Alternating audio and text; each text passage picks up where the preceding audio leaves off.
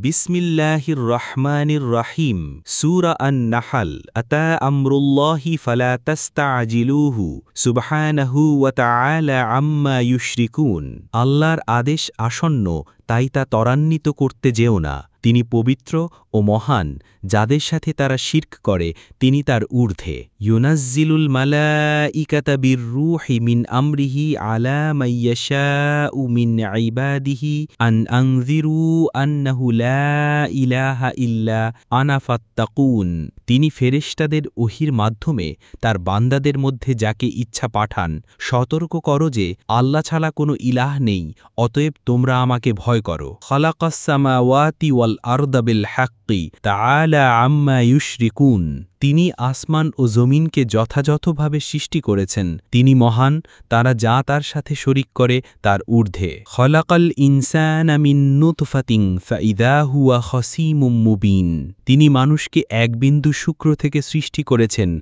আর হঠাৎই সে প্রকাশ্য শত্রুতে পরিণত হয়। ওয়াল আনআমা খলাকাহা লাকুম ফিহা দিফউন ওয়া মানাফিউ ওয়া মিনহা তাকুলুন। তিনি গবাদি পশু সৃষ্টি করেছেন, এগুলো থেকে তোমরা শীতবস্ত্র পাও, নানা উপকারিতা পাও এবং এর কিছু তোমরা আহার করো। সংক্ষিপ্ত তাফসির। আল্লাহর ঘোষণা যে কেয়ামতের নির্দেশ আসন্ন, তাই তা অবহেলা করো না। নবী রাসূলগণ ওহী পেয়ে মানুষকে সতর্ক করেছেন যেন তারা শিরক ত্যাগ করে আল্লাহ ভীরু হয়। সৃষ্টিজগৎ আল্লাহর একত্বের প্রমাণ, তবুও মানুষ অহংকার করে এবং আল্লাহকে অস্বীকার করে। মানুষ অতি ক্ষুদ্র এক বিন্দু শুক্র থেকে সৃষ্টি হয়, কিন্তু পরে অহংকারী হয়ে আল্লাহর বিরুদ্ধে তর্ক করে। আল্লাহ মানুষকে খাদ্য, বস্ত্র ও অন্যান্য সুবিধার জন্য গবাদি পশু দান করেছেন। বিশেষ ঘটনা, এই সূরায় মৌমাছির কাহিনী এসেছে আয়াত ৬৮ থেকে ৬৯, যা থেকে সূরাটির নাম আন-নাহল বা মৌমাছি রাখা হয়েছে।